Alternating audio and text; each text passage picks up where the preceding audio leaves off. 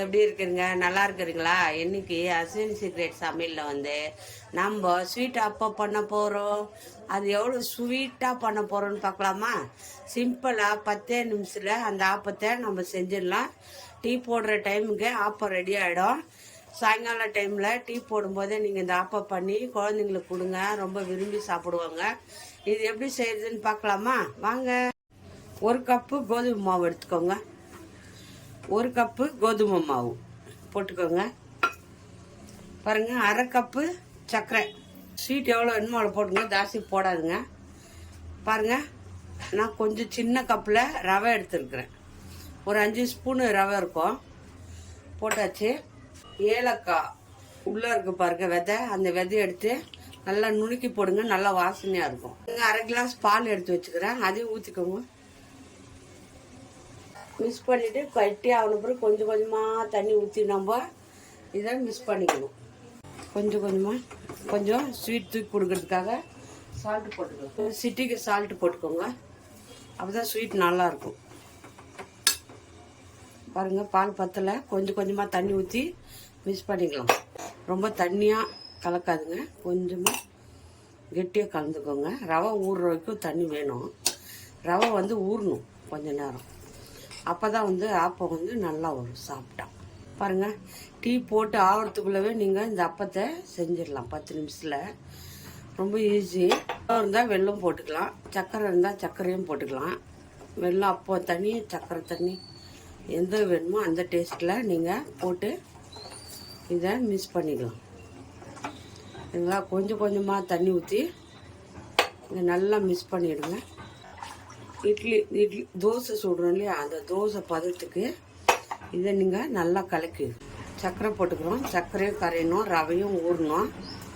10 நிமிஷம் நல்லா ஊற வச்சுக்கணும். ரவையும் சர்க்கரையும் கரைஞ்சி வரணும். அதுக்காக நம்ம ஒரு 10 நிமிஷம் நல்லா ஊற வச்சுடுங்க. நல்லா ஊறட்டும். ஊறின பிறகு நம்ம எப்படி சுடுறது பார்ப்போம். பாருங்க, எண்ணெய் சூடு பண்ணிட்டேன். மாவு வந்து இந்த அளவுக்கு கெட்டியாக இருக்கணும். இந்த மாதிரி கெட்டியாக இருக்கணும் மாவு. இதில் வந்து நம்ம முந்திரி வந்து பொடியாக கட் பண்ணி போட்டுக்கிறேன். பாருங்கள், முந்திரி போட்டுக்கோங்க. முந்திரி போட்டு நல்லா மிக்ஸ் பண்ணுங்க. முந்திரி சாப்பிடும்போது டேஸ்டியாக இருக்கும். இதில் முந்திரி கொஞ்சம் போட்டு மிக்ஸ் பண்ணிக்கோங்க. பாருங்கள், இட்லி சோடா கொஞ்சம் போட்டுக்கோங்க. இட்லி சோடா கொஞ்சம் போட்டு மிக்ஸ் பண்ணிக்கோங்க. நல்லா எண்ணெய் வந்து சூடாயிடணும். எண்ணெய் நல்லா சூடான பிறகு இந்த மாதிரி பாருங்கள், எண்ணெய் சூடாயிடுச்சு. இப்போ அப்படியே கரண்டியில் எடுத்து இப்படி விட்டுருங்க. இப்படியே திருப்பி போட்டுருங்க. நெக்ஸ்ட்டு ஊற்றிக்கலாம். அதே போல் ஒரே தவளை ஊற்றுங்க. அங்கங்கே ஊற்றக்கூடாது, ஒரே தவளை ஊற்றினா தான் அது குண்டுலாக வரும்.